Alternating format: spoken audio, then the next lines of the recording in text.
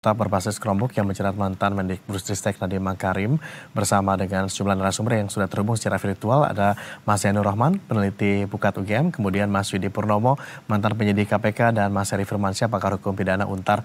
Selamat malam Bapak-Bapak. Malam Mas Agung. Terima kasih sudah berkenan bergabung sama kami di Berita Satu Utama. Saya mau ke Mas Zainur dulu nih, Mas Zainur. Bagaimana pengamatan Anda terkait penetapan Nadiem Makarim sebagai tersangka ini? Setelah diperiksa 3 kali, kemudian kemarin baru resmi ditetapkan sebagai tersangka, begitu. Ya memang menteri itu kan penanggung jawab di kementeriannya ya. Dan ketika penyidik menetapkan seseorang menjadi tersangka, berarti penyidik pegang 2 alat bukti. Tentu yang pertama kita harus tetap hargai dan junjung tinggi presumption of innocence ya, praduga tidak bersalah. Namun kalau lihat dari konstruksi perkaranya, ini sepertinya saya lihat terkait dengan kesalahan dari seorang menteri ketika yang pertama menjalin komunikasi dengan calon vendor ya, yaitu Google Indonesia, di tahap-tahap yang sebelumnya tahap pengadaan sendiri pun belum dijalankan secara resmi. Yang kedua, ketika menteri ini mengarahkan ya para bawahannya ya, antara lain Dirjen PAUD, juga Kepala Badan Penelitian dan Pengembangan, ya untuk mengarahkan mereka semua mengambil keputusan agar menggunakan atau memilih Chromebook ini tanpa dasar kajian. Nah, ini semua kemudian oleh penyidik dianggap sebagai perbuatan merugikan keuangan negara atau bentuk menyalahgunakan kewenangan. Kalau dilihat dari unsur-unsur di pasal 2 ayat 1 maupun pasal 3 Undang-Undang Tipikor, saya sih menduga semua akan terpenuhi. Tetapi ini akan menarik ke depan apakah ya penyidik dan juga nanti tentunya penuntut umum itu bisa menunjukkan mens reanya atau tidak. Kalau saya sih melihat ya mungkin agak berbeda ya dengan kasus Tom Lembong. Kenapa? Karena ada pertemuan-pertemuan antara Menteri NAM ini dengan calon penyedianya. Meskipun ini bukan menggunakan tender tetapi menggunakan e-katalog, tetapi kan itu terpusat gitu ya. Artinya penggunaan DAK-nya seragam diperuntukkan bagi seluruh sekolah, tidak ada opsi lain. Sehingga menurut saya ini nanti akan sangat menarik ketika masuk ke proses pembuktian di persidangan, apakah nantinya unsur-unsur di dalam pasal 2 ayat 1 dan pasal 3 itu ya terbukti dengan meyakinkan dan juga dapat diperlihatkan mens rea atau niat jahat dari Nadiem ini. Kalau di pasal 3 itu kan ada kata-kata dengan tujuan gitu ya. Nah, korupsinya itu ya dengan tujuan untuk menguntungkan diri sendiri atau orang lain. Sejauh ini kan kalau untuk diri sendiri sepertinya penyidik tidak pernah menunjukkan kepada publik ya. Ya. Adanya misalnya aliran dana, tetapi kan bisa saja menguntungkan orang lain. Di situ ada mens rea ditunjukkan misalnya apakah ada konflik kepentingan. Ya, karena Nadiem Makarim ini berasal dari society atau habitat teknologi gitu ya. Apakah karena misalnya pertemanan, karena jejaring di masa lalunya atau seperti apa. Jadi publik akan dengan sabar mengikuti seluruh tahap proses hukum ini dan nantinya akan melihat bagaimana pembuktian yang akan dilakukan oleh pihak kejaksaan. Mas Agung. Oke, saya mau ke Mas Heri kalau begitu. Mas Heri, ini kan tampaknya perlu kita jauh memperhatikan atau menelisik tadi apa yang disampaikan Mas Zainur juga soal mens rea begitu. Sulitkah kita untuk menerka kira-kira begitu sosok terkait begitu ada mens reanya atau tidak begitu melihat dengan bukti-bukti yang ada, kronologi yang tadi sudah dijabarkan? Ya, kekhawatiran kita bukan hanya itu sebenarnya, bisa tidak kemudian membuktikan mens rea ya. Tapi di ujungnya nanti apakah ada amnesti dan abolisi jilid kedua misalnya kan.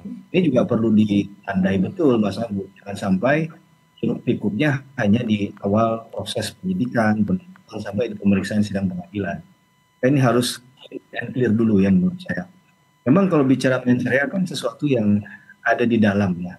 Jadi ini harus di dalam hati manusia lah. Nah, itu yang harus dilihat dari konsep aktus reusnya, perbuatannya. Harus diuraikan tadi, apakah memang ada kesengajaan dalam hal ini adalah untuk kayak diri sendiri atau orang lain tadi dengan cara-cara tertentu. Memang dalam konteks mengungkap perkara tindak pidana korupsi tidak mudah ya. Pasti ada cara-cara terselubung yang mereka lakukan yang notabene itu harus dikaitkan dengan kerugian negaranya tadi.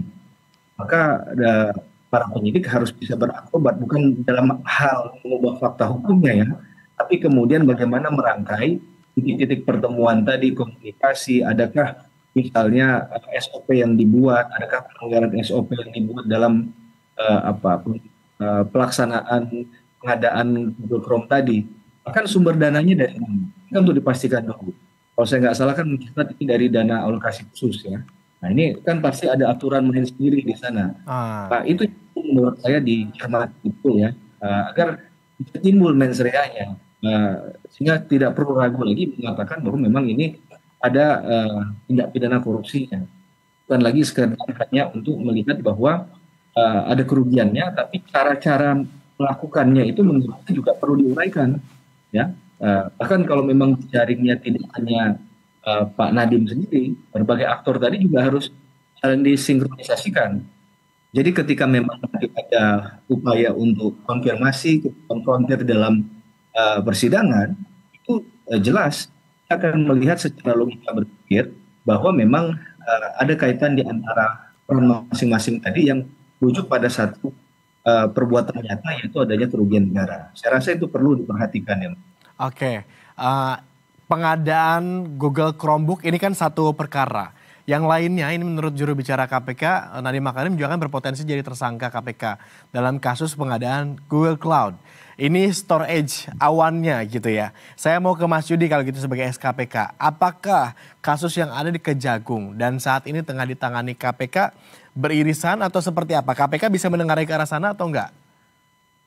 Ya, kalau saya lihat kan ini kasusnya berbeda, ya anggarannya pun berbeda, dan saat ini KPK sedang menangani kasus yang iCloud-nya itu kan masih dalam proses penyelidikan, walaupun sudah memanggil Mas Nadiem ya. Hmm, Eh, Nah, apakah kemudian KPK akan melimpahkan atau tetap menangani? Kalau misalnya kasusnya sama, ya KPK menyelidik, kemudian kejaksaan menyelidik, maka ketika kejaksaan sudah menyidik, maka KPK tentu akan melimpahkan, ya tidak boleh, gitu kan? Karena dalam MOU kan dikatakan siapa yang menyidik duluan, ya dialah yang kemudian akan menangani kasusnya. Tetapi kan kasus ini adalah kasus yang berbeda. Dan kita sudah punya pengalaman beberapa kali ya ada orang yang menjadi tersangka di dua instansi.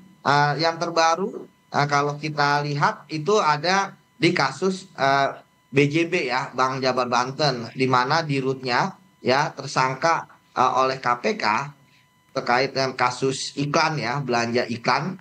Kemudian dia juga kena kasus di Sritex seperti itu. Jadi bagi saya ini tidak masalah, KPK tetap saja lanjut, ya mungkin hanya tinggal koordinasi saja yang istilahnya harus dilakukan oleh KPK. Tetapi ah. saya hanya Jadi ingin beririsan menanggapi atau tidak KPK tetap bisa lanjut aja sebetulnya karena ini delik yang berbeda oh, gitu ya. tentu aja.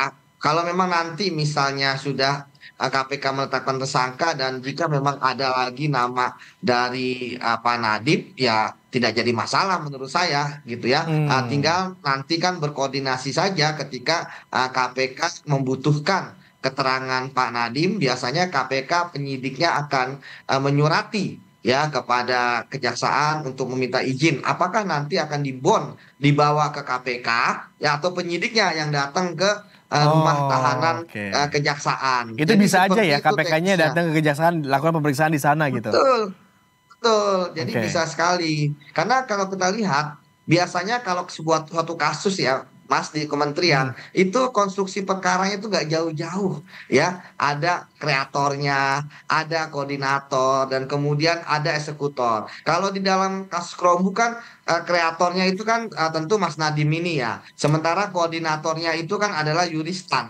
Dan eksekutornya kan ada tiga dua orang ASN yang menjadi direktur, ya kemudian satu orang yang merupakan tim teknis si Ibrahim ini. Nah, kalau melihat di kasus iCloud ya bisa jadi konstruksinya sama, tinggal apa namanya perbedaannya adalah di perkaranya. Sementara tentu perbuatannya orang-orang tersebut ya relatif sama ya. Siapa yang menjadi kreator, siapa yang menjadi koordinator, dan siapa yang menjadi eksekutor. Tinggal mungkin di eksekutornya orangnya bisa jadi berbeda. Seperti itu, Mas Oke, Agung. Mas Yudi. Tapi kalau kita bicara tadi soal Google Chromebook, cloud atau penyimpanan awan begitu ya.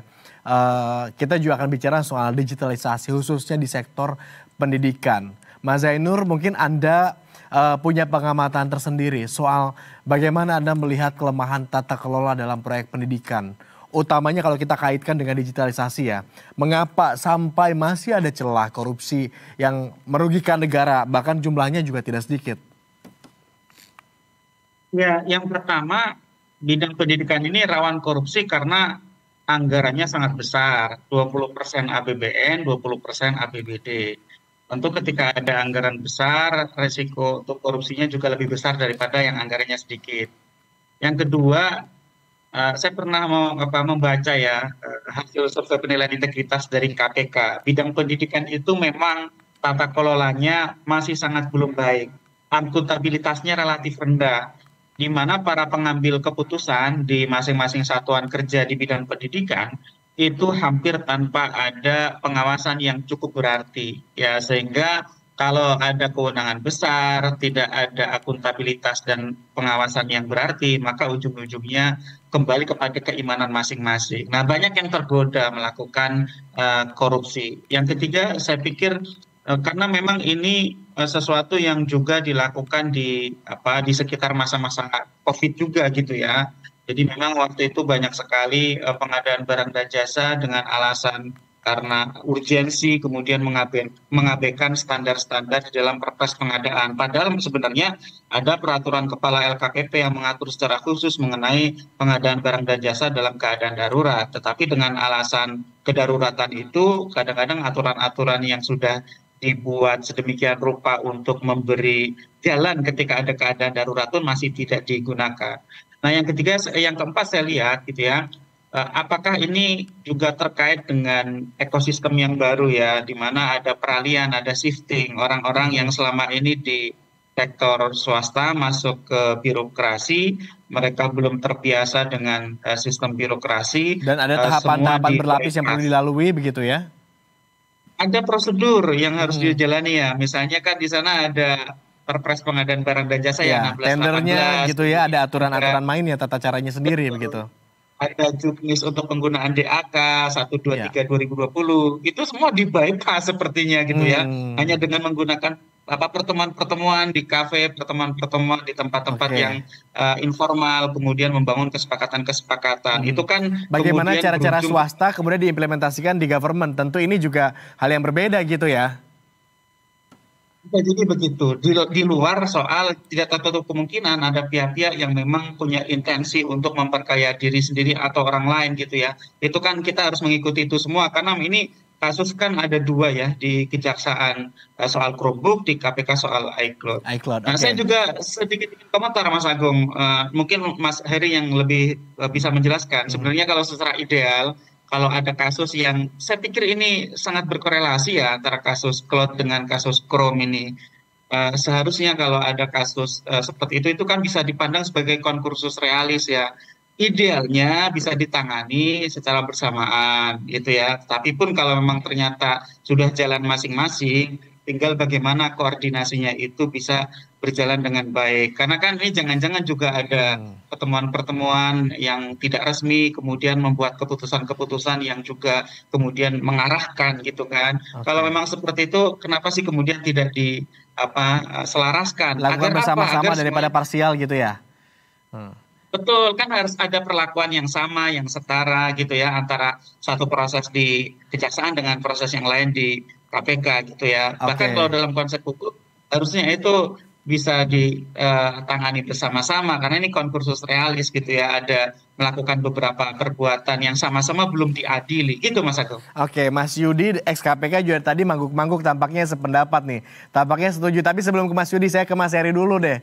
Mas Heri gimana menanggapi ini apa yang disampaikan Mas Zainur?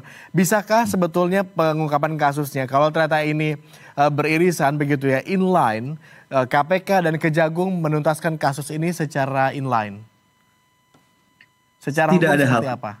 Ya, tidak ada halangan menurut saya karena dalam konsepsi KPK itu kan ada, mungkin Mas Yudi bisa ada istilahnya melakukan supervisi dan koordinasi.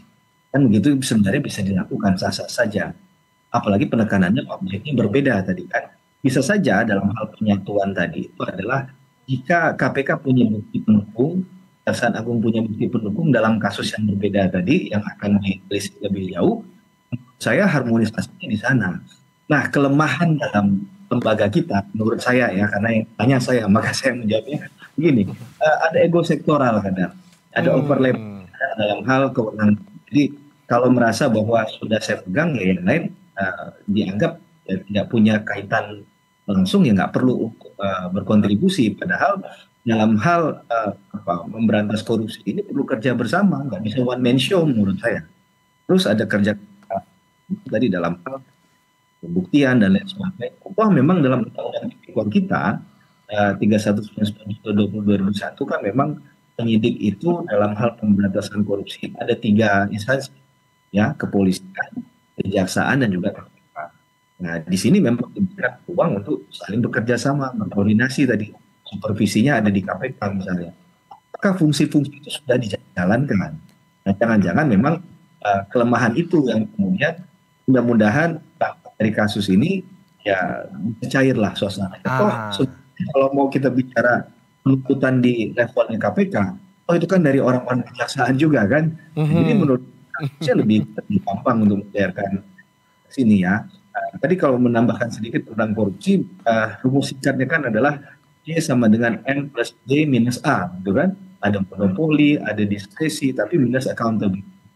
Saya rasa minimnya pengawasan yang harus memang diperhatikan dalam setiap kementerian, yang mereka kadang membentengi diri dengan cara-cara mereka sendiri begitu. Misalnya mereka buat aturan, hanya mereka yang bisa tahu dengan Tuhan aja nih. Nah, informasi ke masyarakat nggak ada yang tahu gitu. Saya sebagai dosen misalnya lagi mengurus CFD juga begitu juga. Kita nggak tahu ini proses dalamnya seperti apa. Padahal bisa saja kondisi ya banyak hal yang ada keganjilan, penemuan-penemuan yang bisa diarahkan perbaikan yang mungkin saja harusnya berhadapan dengan perbuatan pidana juga. Saya rasa ini kerja keras juga ya bagi Kejaksaan Agung dan KPK untuk mengungkap kasus ini agar ya pendidikan kita yang harus bersih dari hal-hal semacam ini dikembalikan kepada normanya. Saya rasa itu. Oke, supaya tidak ada ego sektoral untuk menjalankan atau katakanlah mengungkap kasus ini begitu ya, apalagi temuannya juga tampaknya beririsan. Kita konfirmasi aja sekalian, Mas Heri, Mas Zainur, kita ke Mas Yudi kalau gitu. Mas Yudi, kalau KPK sendiri sebenarnya terbuka nggak sih pada kolaborasi? Misalkan ada kasus yang seperti ini, ayolah kita kerjakan bareng-bareng, ayo kita tuntaskan bareng-bareng gitu. Ya, pengalaman saya kan KPK sangat-sangat terbuka ya. Apalagi kan KPK jelas sekali dalam undang-undang disebut sebagai koordinator dalam pemberantasan korupsi. Termasuk tadi yang sudah disebut sama Mas Heri yang mempunyai koordinasi dan supervisi. Artinya KPK bisa melakukan supervisi terhadap kasus-kasus, bahkan KPK bisa mengambil alih. Nah, terkait dengan kasus ini, apakah kemudian KPK yang masih penyelidikan ya di dalam perkara kasus iCloud ini apakah akan menyerahkan kepada kejaksaan ataupun dituntaskan?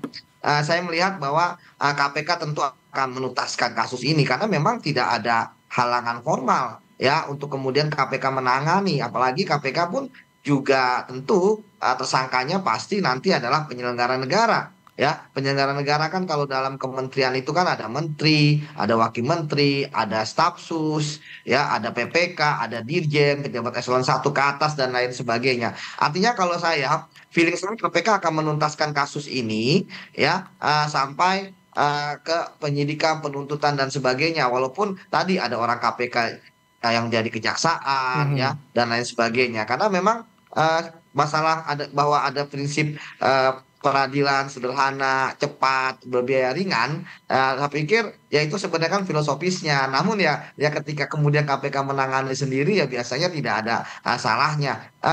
Yang istilahnya menarik kan saya katakan kalau kasusnya sama udah pasti KPK harus menyerahkan. Tapi kan kasus ini berbeda. Kemudian yang kedua, untuk kasus yang sama ya ditangani, kita bisa melihat misalnya LPEI ya. LPEI ini kan bagaimana KPK ternyata sudah langsung menaikkan status ke penyidikan dan ternyata kasus ini adalah kasus yang sama seperti yang dilaporkan oleh Bu Sri Mulyani ke kejaksaan, bahkan Bu Sri Mulyani sendiri yang ke kejaksaan. Namun kan kemudian KPK lebih dulu ya akhirnya ya kejaksaan pun melimpahkan karena memang kasusnya sama, tempusnya, ya kan, lokusnya, pelaku-pelakunya seperti itu. Jadi ya kembali lagi saya pikir KPK ya tidak akan melimpahkan kepada kejaksaan ya karena mereka pasti menganggap bahwa kasus ini berbeda. Itu yang pertama.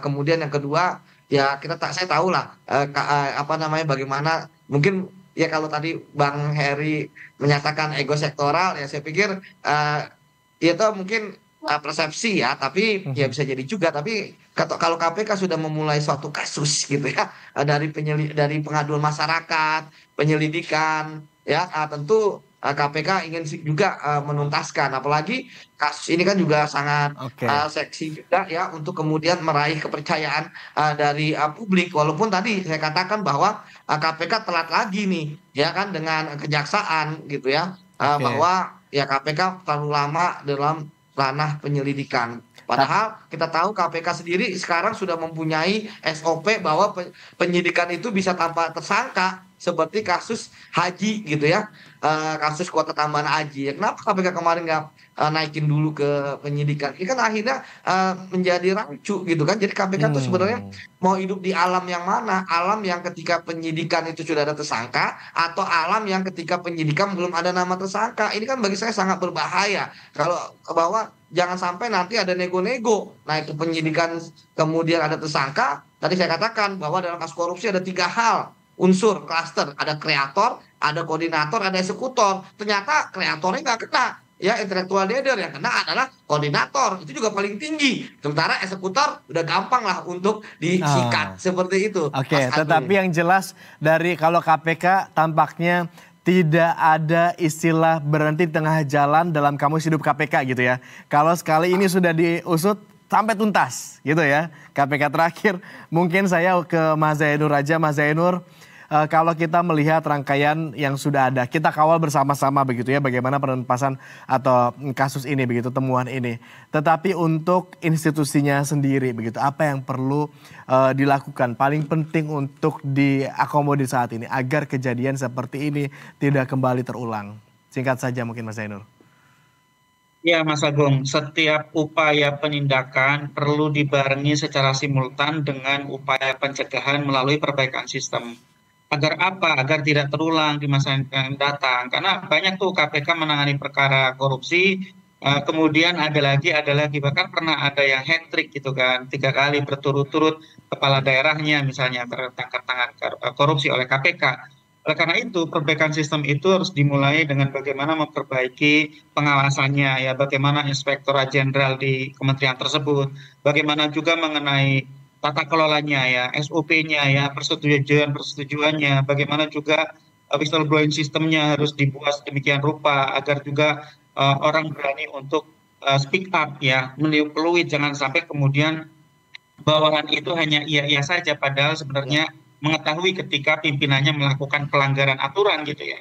Yang ketiga menurut saya yang sangat penting adalah bagaimana menanamkan nilai-nilai integritas ya, apalagi Kementerian Pendidikan itu sangat penting untuk dapat menjadi teladan karena kan kementerian yang akan menghasilkan manusia Indonesia seutuhnya gitu ya. Sehingga ini kementerian harus jauh lebih bersih daripada kementerian-kementerian yang lain sebagai teladan. Kalau Kementerian Pendidikannya bermasalah ya susah kita berharap kepada kementerian-kementerian yang lain. Kita susah berharap bahwa anak didik kita ke depan akan menjadi manusia Indonesia yang Pancasilais ya, yang bisa bersih dari korupsi, yang berintegritas, ya, yang memiliki menjunjung tinggi nilai-nilai kejujuran. Nah, jadi itu Mas Agung yang kita harapkan dari Baik. sisi kelembagaan harus ada reformasi di internal Kementerian Pendidikan. Baik, Mas Zainur terima kasih sudah berbagi insight bersama kami. Mas Heri juga terima kasih sudah berbagi insight. Mas Yudi, kita ngopi-ngopi bareng lagi lain waktu begitu ya. Siap. Sehat-sehat terus, Mas Yudi, Siap. Mas Heri, Mas Zainur. Waalaikumsalam. Terima kasih. Waalaikumsalam Mas warahmatullahi Heri. wabarakatuh. Dan pemirsa demikian diskusi kita.